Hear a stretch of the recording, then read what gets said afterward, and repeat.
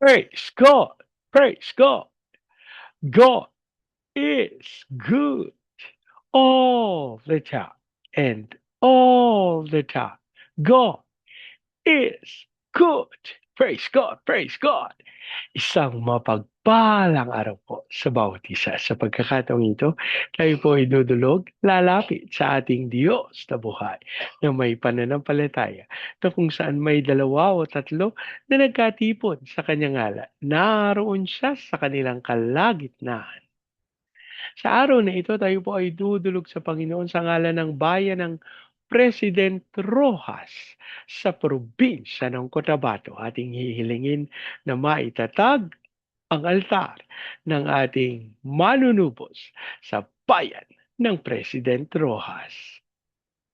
Mahimutag sa atong mga kaigsuunan diha sa Visayas ug sa Mindanao. Bisan pa katong atong mga kaigsuunan nga anaa sa Luzon ug sa laing nasod. Dalaygon ang Ginoo sa walay katapusan. Ang ating pong pagsambay mula sa aklat ng mga awit, ika-89 na kabanata, ang talata po ay 7. Sa pagtitipon man ng lahat ng hinirang, may banal na takot sa iyo at paggalang. Sa pagtitipon man ng lahat ng hinirang, may banal na takot sa iyo at paggalang. Sa pagtitipon man ng lahat ng hinirang, may banal na takot sa iyo at paggalang. Ama naming Diyos na makapangyarihan sa lahat, kami po'y nagpapasalamat sa pagkakataon na minsan pang makadulog at makalapit sa iyong banal na harapan. Ama, kami po'y nagpapakumbaba, humihingi ng tawad sa lahat naming pagkakasala. Habang amin din pong idinudulog sa iyo, Panginoon, na kami linisin ng banal na dugo ng aming manunubos, pawiin ang lahat naming karumihan, at hayaan mong ikaw ang patuloy na maluwalhati sa aming kalooban. Habang amin din pong idinudulog sa iyo ang bayan ng President Rojas sa probinsya ng Cotabato, ang aming panalangin ng lahat ng altar at lahat ng kasunduan na ginawa sa bayan ng President Rojas nang hindi ayon sa pangalan ng aming manunubos ay mapawalang isa sa pangalan ni Jesus at sa pangunguna ng iyong Santong Espiritu. Ang aming hiling mapangyari ang dakilang kalooban na maitatag ang altar ng aming Panginoong Yeso Kristo sa bayan ng President Rojas. Maraming salamat po ang aming pag-asa. Tinugon nyo. Tinanggap namin ang aming panalangin sa pangalan ng aming Panginoong Yesus. Amen. Amen. Amen. Amen. Amen. Amen. Amen. Praise God. Praise God. Ang atin pong pagbubulay ay mula sa aklat ng Exodo sa ikadalawang kabanata. Ang talata po ay 5 at 6. Maliligo noon sa ilog ang anak na babae ng Faraon. Natanaw niya ang basket, kaya't ito'y ipinakuha niya sa isa sa kanyang mga katulong na naglalakad-lakad naman sa tabing ilog. Nang maiabot sa kanyang basket, inialis niya ang takip nito at nakita ang batang umiiyak. Naawa siya at kanyang sinabi, ito'y anak ng isang Hebrea. Ang Diyos po ang magpala ng kanyang buhay at makapangyarihang salita. Ang bahagi pong ito ng banal na kasulatan ay tumutukoy dun sa pagkakataon na yung tambo, yung basket ng tambo, ano po, pinakawala na nung Israelita sa ilog at naliligo yung anak na babae ng Farao. Kaya nung natanaw niya yung basket, ipinakuha niya sa kanyang isa sa kanyang mga katulong at sabi niya, iabot sa kanya, no? At nung binuksan na yung takip, naku, yung bata na nasa loob umiiyak. Naawa siya at sinabi niya ito'y anak ng isang Hebrea. Alam niyo po ang nakakatuwa sa bahaging ito ng banal na kasulatan, yung tatay niya, yung Faraon, ang tingin sa mga Israelita, kaaway. Ano po? Pero siya, nung nakita niya yung batang umiiyak, sabi niya, nakakaawa naman. Ano po? Hindi niya, walang discrimination sa kanya. Na, naku, Israelita yan, hayaan mo siyang mamatay, malunod. No? Naawa siya dun sa bata. Mga kapatid, dapat natin itong maunawa na even in the brink of giving up, may mga itinatalaga ang Panginoon para tayo ay iahon. Hallelujah. Napakaganda po nung picture nito na iniahon, kinuha galing sa ilog, galing sa tubig, no? Iniahon. May mga pagkakataon po tayo nasasadlak sa kasalanan, sa karumihan, at sa mga ganitong pagkakataon, syempre kapag nasadlak ka sa kasalanan, may mga pagkakataon na kapag may nag-invite sa'yo, nag-anyaya sa'yo pabalik sa gawain ng Panginoon, sasabihin mo, hindi ako karapat dapat. Alam nyo, minsan kasi, dapat maliwanag din ako mawalang galang na sa mga tagapagturo ng salita ng Diyos. Dapat maging maliwanag sa atin sa pagpapahayag ng katotohanan ng salita ng Diyos. Dapat sinasabi natin ang pag-ibig ng Panginoon ay hindi base dun sa mga nagagawa natin o hindi natin nagagawa. Minsan kasi, ang kaisipan na tinataglay nung mga nangangaral ng salita ng Diyos, ipinapahayag na, naku, pagka nagkasala ka na, humanda ka sa Panginoon. Naku, Diyos ko naman. Ito yung dahilan kung bakit may mga kapatid tayo na hindi nagpapatuloy sa pagganap ng kalooban ng Diyos eh. Ano po? Kasi, lalo na po, hindi natin matawag yung mga makasalanan sa Panginoon. Kasi alam nyo, yung kaisipan na taglay na, ay makasalanan to, kailangan nito ng paglilinis ng Panginoon. Pero alam nyo ba yung babaeng nahuli sa pangangalon niya, hindi naman agad sinabi ni Jesus, o wag ka na magkakasala, kasalanan kasi yung ginagawa mo eh.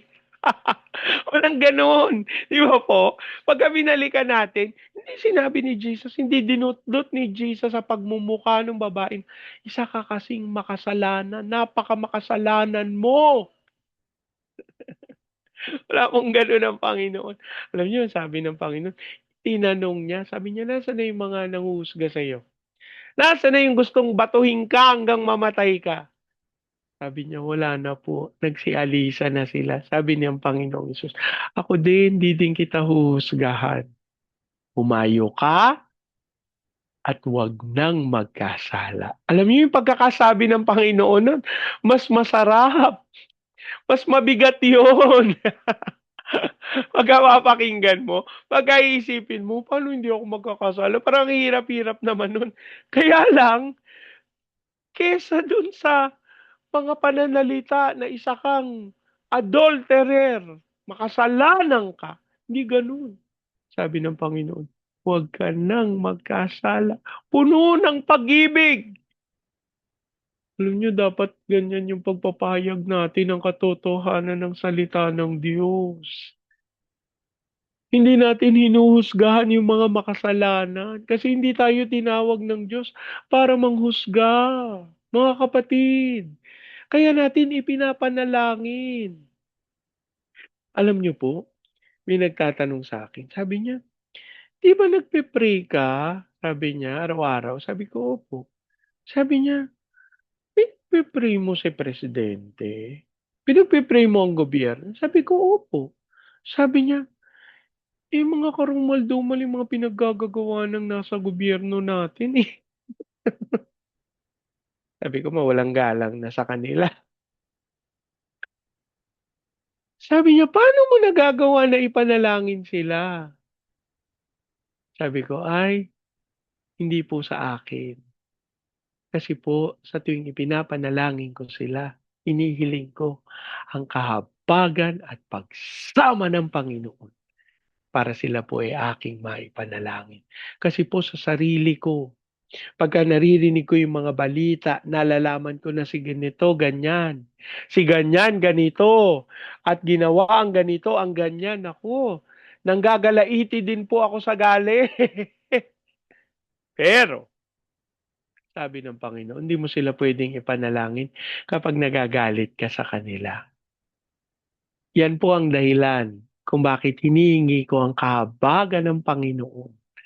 Dito po nagpe-pray tayo para sa mga lingkod bayan. Hindi dahil gusto natin na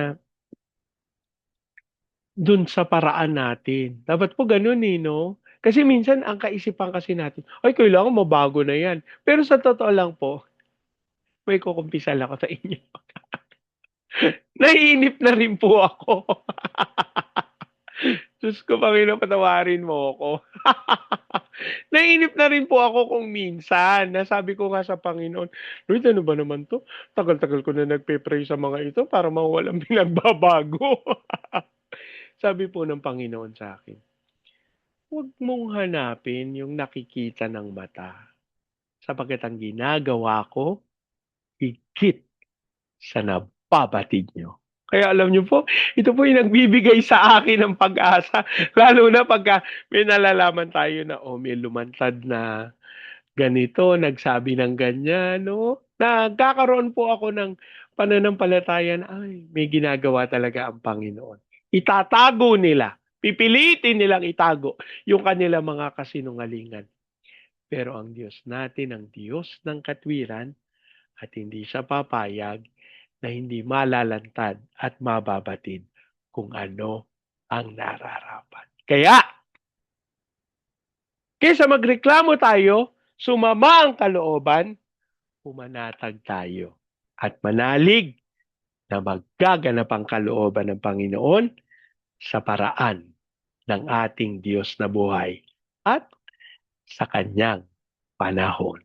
Manalangin po tayo. Ama naming Diyos na makapangyarihan sa lahat, kami po ay nagpapasalamat sa iyo sa pagkakataon na iyong ipinagkaloob upang maidulog namin ang aming pinakamamahal na bayan, gayon din ang mga tagapanguna na iyong iniluklok. Kami po ay humihingi ng kapatawaran sa mga hindi nararapat na nangyayari, Lord, sa korupsyon na nagaganap sa aming bayan. Ang aming padalangin, patawarin mo kami. Ang sabi mo, kung ang aking bayan na tinawag sa aking pangalan ay magpapakumbaba, hihingi ng tawad ako mula sa langit, sila'y diringgin, patatawarin, lilinisin, at itutuwid ang kanilang landas. Lord, kami po'y nananalig. Ikaw ang patuloy na maglilinis sa aming pinakamamahal na bayan. Kasama ang aming President Marcos, Vice President Duterte, ang Senado, Kongreso, Judiciary, Military, Police, Local Government. We declare the fear of the Lord na maghari sa aming gobyerno. At patuloy na kalooban mo kami ng pananampalataya na tunay na maggaganap ang iyong itinakda. Lord, dinudulog din namin sa iyo yung aming mga misyonero sa iba't ibang panig ng daigdig. Samahan, bantayan, ingatan, itanggol mo po sila at patuloy na mapangyari ang iyong naisin. Kasama ng aming mga OFWs na tinawag mo bilang overseas Filipino witnesses. Ayan mong sa mga bansa na pinagdalhan mo sa kanila, tunay, makapagpahayag sila ng katotohanan at kaligtasan mo. As we also pray, Panginoon, sa bayan ng President Rojas sa probinsya ng Cotabato. Aming panalangin ikaw ang magkaloob ng pagkakaisa-unawaan sa katawan ng aming Panginoong Heso Kristo sa bayan ng President Rojas. Hayaan mo pong mapangyari na sila ay magkaroon ng pagpapakumbaba at unawaan at ang pagkakaisang siyang maging ugat ng pagtatatag ng altar ng aming manunubos sa bayan ng President Rojas. At Lord, kami nananalig ang itinatag mong altar na ito ng aming Panginoong Kristo, dadaloy ang fire of revival. Ayan mong maranasan ito ng Baguio City, Cagayan de Oro, Legazpi, Lipa, Manila, Pampanga, Pateros. Kilusan mo po ng may kapangyarihan ng mga bayang ito at magtagumpay sila para sa kapurihan at kaluwalhatian mo. Lord, ayan mong dumaloy ang kaunlaran sa buong Luzon, Visayas at Mindanao.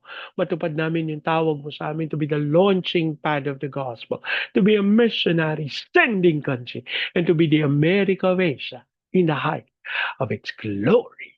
Habang amin din pong idinudulog sa iyong mga bansa ng Vietnam, Cambodia, Myanmar, Laos, Thailand, Malaysia, Singapore, Indonesia, Brunei. Lord, kilusan mo ng may kapangyarihan ng mga bansang ito. Dumaloy ang kaluwalhatian mo maging sa bansa sa bayan ng Hong Kong, Macau, Taiwan. Kilusan mo po ang Japan, China, South Korea, North Korea, Brazil, Russia, Amerika. Lord, mapangyari ang iyong naisin upang tunay ang balita ng kaligtasan maipahayag saan mang bayan. Habang aming sinasalita ang kapayapaan sa bansang Israel. Maraming salamat po ang aming pag-asa. Tinugon niyo at tinanggap namin ang aming panalangin sa pangalan ng aming Panginoong Hesus. Amen. Amen. Amen. Amen. Amen. Amen. Amen. Praise God. Praise God. Lagi po nating tatandaan sa anumang pagsubok, problema, kahirapan, sakit, karamdaman. Tayo'y dudulog lalapit, tatawag sa Panginoon dahil sa Diyos walang imposible. Sa pagkakataong ito, hayaan niyo pong salitain ko ang pagpapala ng Panginoon sa inyo at sa inyong sambahayan. I declare the everlasting love of the Father. I declare the unending blessings of the Son. I declare the sweet, sweet, sweet fellowship of the Holy Spirit now and forevermore. I declare this new house and lot with parking, with a new vehicle, and with a flourishing business. In Jesus' name, amen. Amen. Amen. Amen. Amen. Amen. Amen. Praise God. Praise God. Hanggang sa susunod po. Sama-sama nating ideklara, Pilipinas, God bless you big time. And so we declare to God be all the glory in Jesus' name. Amen. Amen. Amen. Amen. Amen. Amen. Amen. Praise God.